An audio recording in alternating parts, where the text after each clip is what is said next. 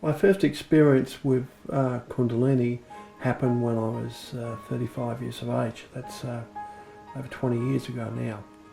And the reason I approached Kundalini and raised it, or planned to, was that I wanted to increase my spiritual power, my healing abilities, my psychic abilities. And now, one thing I've learned about Kundalini by doing it many times and exploring it fresh, it is quite different to what you might read about and learn about in the modern world today. There's very little information about it, and there's quite a bit of misinformation out there as well, and mythology. The actual thing is, Kundalini is quite approachable by most people. It is the next step for humanity because it evolves your consciousness and you step into a whole new level of being and existing, and a whole new level of energy development and personal development. And I think the world today needs as many evolved human beings as we can get. All knowledge exists within you, in everybody. The information, the knowledge of the universe exists within you. It is a matter of allowing that knowledge to come forth within you and the skills to come forth within you. And this training that we are doing here in this series here will help you to remember and to allow yourself to open that door and take your first step onto the path of the Masters, which is the essence of what Kundalini is.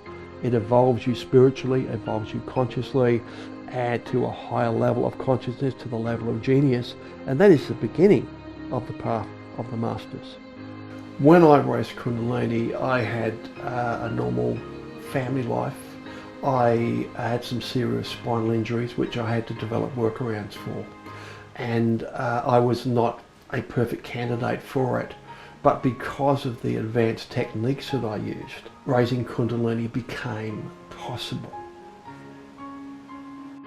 Kundalini affects everybody around you, everybody you spend a lot of time with.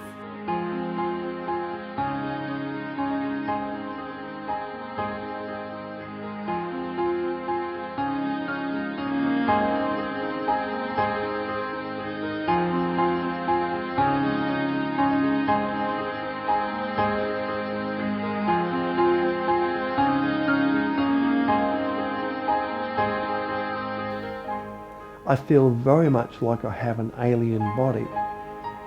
I feel something like a cosmic being that is far superior and different to a normal human being.